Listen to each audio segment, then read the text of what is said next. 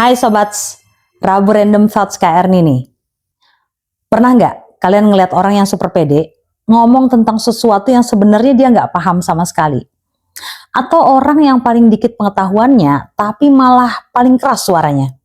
Kayak pepatah kita tuh, tong kosong nyaring bunyinya. Nah, ini ternyata ada penjelasan ilmiahnya.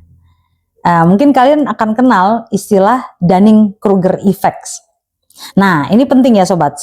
Walaupun Dunning-Kruger Effect ini bukan gangguan kepribadian seperti narsistik, tapi ini adalah sebuah bias kognitif di mana ada kesalahan sistematis dalam cara berpikir yang intinya bisa dialami siapa aja. Cuman efeknya bisa bikin orang kelihatannya kayak orang yang narsistik, padahal aslinya ya dia cuma nggak sadar aja. Jadi ceritanya di 6 Januari 1995 di Pittsburgh, Amerika Serikat. Ada seorang pria bernama MacArthur Wheeler yang dengan percaya dirinya masuk ke dua bank berbeda di siang bolong. Gak pakai topeng, gak pakai penyamaran apa-apa. Malah dia senyum-senyum ke kamera CCTV. Nah malam itu fotonya ditayangin di berita jam 11 malam. Kurang dari sejam kemudian dia ditangkap. Nah, pas polisi nunjukin rekaman CCTV-nya, si Wheeler ini shock berat dan bilang, "But I wore the juice, I wore the lemon juice."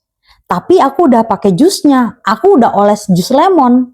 Jadi ceritanya, si Wheeler ini yakin banget kalau ngolesin jus lemon ke muka bakal bikin dia nggak kelihatan di kamera. Kenapa? Soalnya menurut dia, jus lemon kan bisa jadi tinta nggak terlihat di kertas. Jadi, ya menurut dia lagi, muka dia juga bakal nggak jadi kelihatan di kamera. Jadi cerita gila ini bukan cuma jadi bahan ketawa polisi Pittsburgh doang. Cerita ini akhirnya sampai ke telinga profesor psikologi dari Cornell University, namanya David Dunning. Dan dia mulai mikir, kok bisa sih orang tuh nggak sadar kalau dia nggak ngerti. Nah, dari kasus MacArthur Wheeler ini, Dunning sama mahasiswa S3-nya Justin Kruger bikin penelitian.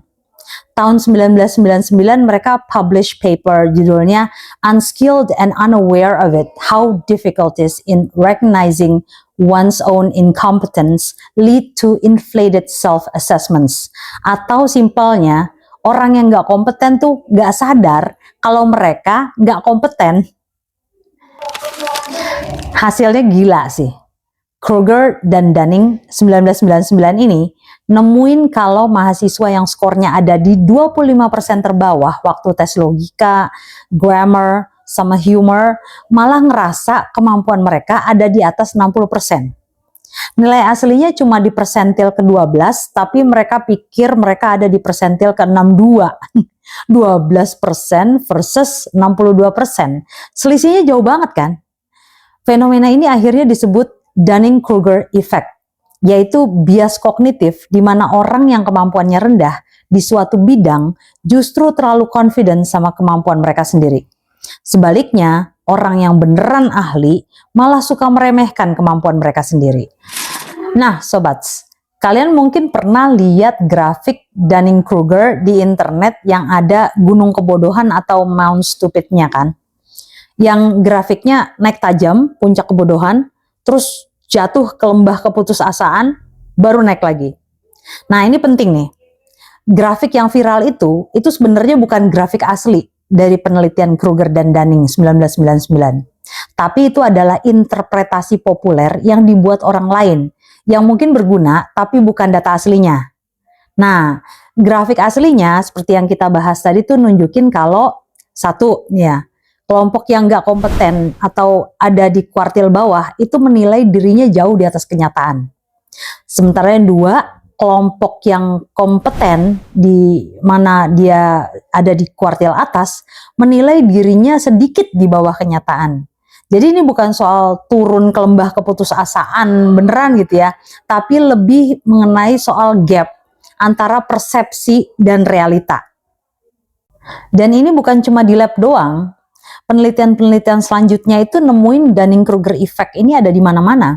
Di bisnis, di politik, di dunia medis, di nyetir, skill debat, sampai urusan literasi. Kenapa bisa gini? Menurut Dunning dan Kruger dalam penelitiannya, orang yang nggak kompeten ini kena beban ganda atau dual burden. Pertama, mereka tuh bikin kesimpulan yang salah dan ambil keputusan yang buruk. Kedua, ketidakmampuan mereka itu bikin mereka nggak bisa nyadar kalau mereka salah. Jadi gini, skill yang dibutuhin buat ngeliat, oh gue salah nih, itu ya skill yang emang nggak mereka punya. Makanya mereka nggak bisa ngejudge diri sendiri dengan benar. Nah, sekarang pertanyaannya, jangan-jangan kita juga tanpa sadar kena Dunning-Kruger effect. Gimana cara taunya? Dan yang paling penting, gimana caranya biar kita nggak jadi MacArthur Wheeler selanjutnya? Nah, di video ini kita bakal bahas. Yang pertama, kenapa fenomena ini bisa terjadi dari sisi psikologi. Yang kedua, contoh-contoh nyata di kehidupan sehari-hari. Yang ketiga, cara-cara supaya kita bisa lebih objektif menilai diri sendiri. Tapi sebelum itu, jangan lupa like, subscribe, dan nyalain notifikasi biar nggak ketinggalan konten menarik lainnya. Yuk, kita mulai. Oke, kita lanjut. Jadi pertanyaan besarnya, kenapa orang yang nggak kompeten ini bisa begitu percaya diri? Nah, Kruger dan Dunning 1999 menyebut ini sebagai beban ganda atau dual burden seperti yang tadi sudah kita singgung ya. Tapi coba kita lihat lebih dalam. Yang Kearney lihat sih, menurut mereka, ini semua berkaitan dengan satu kata kunci, metakognisi. Nah, apa sih itu metakognisi?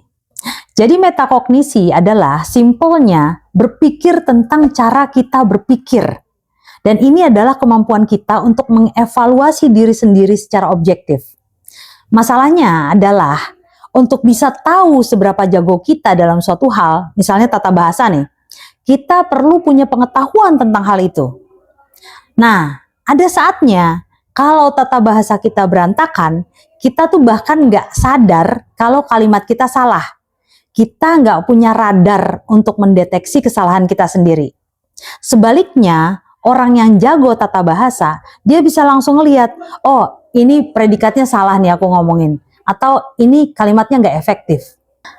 Nah, orang yang nggak kompeten itu nggak punya radar tadi. Skill yang dibutuhkan untuk menjadi kompeten itu kan adalah skill yang sama yang dibutuhkan untuk menilai kompetensi. Nah, karena mereka nggak punya skill itu, mereka bukan cuma gagal, dan ini adalah beban pertama, tapi mereka juga gagal untuk sadar kalau mereka gagal, dan ini adalah beban kedua. Nah, inilah inti dari dual burden tadi. Nah, ini bagian yang sama menariknya. Jadi penelitian Dunning-Kruger itu juga menemukan bahwa orang yang sangat kompeten, yang skornya di 25% teratas, itu justru cenderung meremehkan kemampuan mereka. Mereka tahu mereka jago, tapi mereka nggak sadar seberapa jago mereka. Mereka mungkin dapat nilai di persentil ke 90, tapi mereka mengira mereka cuma di persentil ke 70. Kenapa? Alasannya ya adalah kebalikan dari si tong kosong tadi. Pertama, orang yang kompeten punya radar metakognisi yang sangat tajam. Mereka sangat sadar akan kerumitan bidang mereka. Mereka tahu apa yang tidak mereka ketahui. Nah, yang kedua, selain itu, mereka sering terjebak dalam apa yang disebut psikolog sebagai false consensus effect atau efek konsensus palsu. Nah, karena mereka merasa tugas itu mudah, maka mereka berasumsi, orang lain juga pasti bisalah semudah ini. Nah, mereka lupa bahwa apa yang mudah bagi mereka, itu bisa sulit luar biasa bagi orang lain. Oke, selain MacArthur Wheeler dan debat kusir di kolom komentar, di mana lagi nih kita kira-kira bisa lihat efek ini? Jawabannya ada di mana-mana. Coba di jalan raya, tanya 10 orang di sekitar kalian. Menurut kamu, apakah kamu pengemudi yang baik, rata-rata, atau di bawah rata-rata? Nah, secara statistik, orang akan bilang kalau mereka adalah pengemudi di atas rata-rata. Nah, ini kan secara matematis nggak mungkin. Kalau kebanyakan orang di atas rata-rata, lalu rata-ratanya di mana? Nah, ini kan adalah Dunning-Kruger effect dalam skala besar. Orang yang nyetirnya paling ugal-ugalan itu justru seringkali adalah orang yang paling yakin bahwa dia jago nyetir. Yang kedua, di diskusi online atau medsos lah. Nah, ini dia. Pernah nggak lihat orang yang berdebat keras di kolom komentar, tapi argumennya hanya berdasar kata si A, atau saya baca di satu artikel? Nah, ini adalah contoh klasik dari Dunning-Kruger effect ini. Karena pengetahuannya terbatas, misalnya hanya dari satu sumber, dia nggak memiliki metakognisi untuk menyadari bahwa sebuah isu, entah itu kesehatan, politik, atau sains, itu jauh lebih kompleks. Ia tidak tahu apa yang ia tidak tahu. Baginya, satu sumber itu sudah kebenaran penuh tuh. Padahal bagi seorang ahli, satu sumber itu baru pembuka dari ribuan data lain yang perlu dianalisis dan disintesis. Yang ketiga, di kantor misalnya. Pernah nggak kalian lihat rekan kerja yang baru masuk, tapi sudah merasa tahu segalanya? Yang meremehkan prosedur yang sudah ada? Atau mungkin maaf, seorang manajer yang merasa dia pemimpin yang hebat dan inspirasional, padahal semua anak buahnya merasa dia clueless. Yaitu Dunning-Kruger. Mereka tidak punya kompetensi untuk sadar akan ketidakmampuan mereka memimpin. Nah, yang keempat di dunia medis, dan ini serius. Penelitian oleh Hodges dan kawan-kawan 2001 menemukan bahwa dokter residen yang paling gak kompeten dalam prosedur medis itu justru yang paling gak sadar akan kekurangan mereka. Mereka gak bisa ngelihat kesalahan mereka sendiri, yang mana ini bisa sangat berbahaya. Oke. Sebagai akademisi, kita harus fair. Apakah teori ini tanpa kritik? Ya tentu tidak. Ada beberapa peneliti modern seperti Gignac dan Zajanskowski 2020 yang berpendapat bahwa efek Dunning-Kruger ini mungkin dilebih-lebihkan atau sebagian besar hanyalah artefak statistik atau statistical artifact. Gampangnya, sebuah ilusi dalam data yang muncul karena fenomena regression to the mean. Tapi, dan ini penting, terlepas dari perdebatan statistik tersebut, inti psikologisnya tetap sangat relevan. Penelitian lanjutan oleh Dunning dan kawan-kawan tetap menemukan bahwa orang yang nggak kompeten itu memang kekurangan metakognisi alias radar untuk menyadari kesalahan mereka.